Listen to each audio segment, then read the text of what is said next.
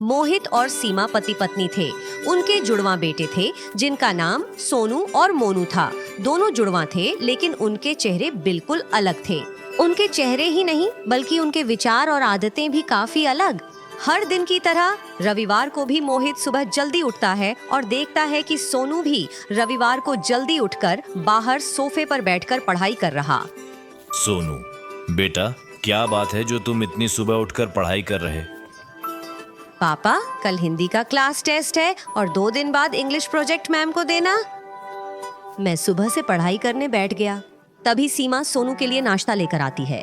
देखो, हमारे एक बेटे सोनू को जो सुबह जल्दी उठता है, नहाता है और पढ़ाई शुरू कर देता है, और दूसरा है मोनू जो सुबह जल्दी उठता है लेकिन अपने दोस्तों के साथ बैट बॉल खेलने चला जाता। वहाँ आता है और मम्मी से बात करता, जल्दी से नाश्ता दे दो, बैट बॉल खेलते खेलते भूख लग तो पूरे पसीने से तरबतर हो, पहले नहा लो फिर मैं तुम्हें नाश्ता। मम्मी, छुट्टी के दिन भी आप मुझे चैन से नहीं रहने। हफ्ते में एक ही छुट्टी मिलती है, उसमें भी आप सुबह सुबह मुझे नहला देती हैं और पढ़ाई पर बिठा देती। पूरा दिन है पढ़ाई करने के लिए, मैं नहाऊंगा और पढ़ाई भी करूंगा। पढ़ाई। सोनू बेटा, क्या बात है? तुम्हारा कल टेस्ट है, तो सोनू की तरह सबसे पहले तुम्हें टेस्ट की तैयारी करनी चाहिए और बाकी सब बाद में। पापा, मैं पढ़ाई भी करूंगा, मेरे पास अभी पूरा दिन है उसके।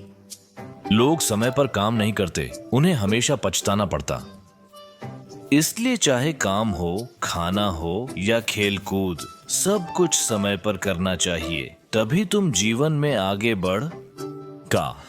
सोनू की तरह बिना किसी व्यर्थता के समय का सही उपयोग करें। मुझे कुछ महत्वपूर्ण काम के लिए बाहर जाना है। शाम को आऊंगा और आप दोनों से हिंदी प्रश्न और उत्तर सुनूंगा।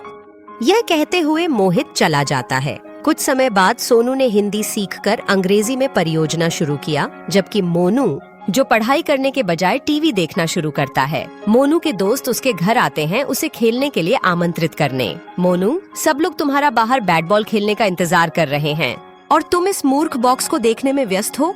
मोनू अपनी माँ को बुलाता है। माँ, मैं अपने दोस्तों के साथ खेलने जा रहा हूँ। अगर तुम खेलने जाओगे तो तुम कब पढ़ाई करोगे? पढ़ाई नहीं करने से अंक कम होंगे। अरे माँ, मैं शाम में पढ़ाई करूंगा और देखूंगा। मैं अंग्रेजी का परियोजना भी बनाऊंगा। वैसे भी परीक्षा आज नहीं है बल्कि कल है, और जहाँ तक अंकों का सवाल है, अच्छा या बुरा होना भाग्य पर निर्भर करता है। यह कहते हुए मोनू अपने दोस्तों के साथ खेलने बाहर जाता है। जब मोहित शाम में घर आता है तो वह देखता है कि सोनू ने अपनी अंग्रेजी परियोजना भी बनाई है। हाँ पापा, हिंदी परीक्षा की तैयारी भी पूरी हो गई है। सीमा, ये मोनू कहीं भी दिखाई नहीं दे रहा है। जैसे ही मोहित ऐसा बोलता है, मोनू हाथ में बल्ला लिए घर में प्रवेश करता है। सुबह से आप बल्ले के साथ इधर उधर घूम रहे हैं। आपको देखकर लगता है कि न तो आपने स्नान किया है और न ही आपने पढ़ाई की है। ओ पापा, जैसे ही आप वापस आए आप पढ़ाई की बात करने लगे, और अभी तो केवल शाम हुई है। मैं भी पढ़ाई करूंगा। मोनू अपना सारा काम कल तक टाल देता था, जिसके कारण उसका सारा काम अधूरा रह जाता था। अगले दिन सोनू को परीक्षा में अच्छे अंक मिले, जबकि मोनू को खराब अंक पाने के कारण मैम ने बहुत डांटा। जब वे दोनों एक साथ घर पहुँचे और अंदर दाखिल हुए, माँ ने मोनू को बहुत डांटा। अरे, कुछ तो शर्म करो मोनू, तुम्हारा एक भाई है जो तुम्ही उम्र का है।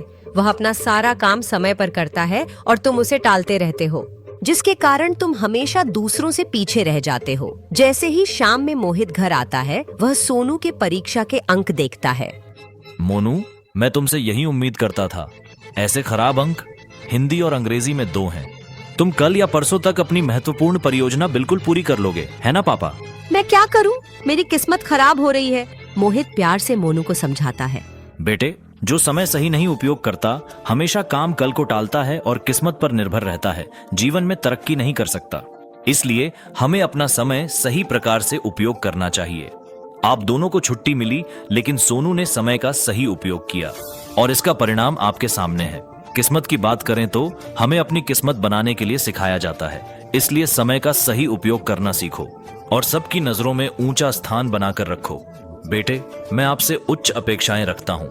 आशा है आप समझ गए होंगे कि मैं आपको क्या सिखा रहा हूँ। बेटे, इसलिए हमें अपना समय सही प्रकार से आप सही हैं पापा। मैंने जो कहा आपने समझ लिया। आज से मैं समय का पालन करूंगा ताकि आप वे मेरे पर सोनू की तरह गर्व महसूस कर सकें।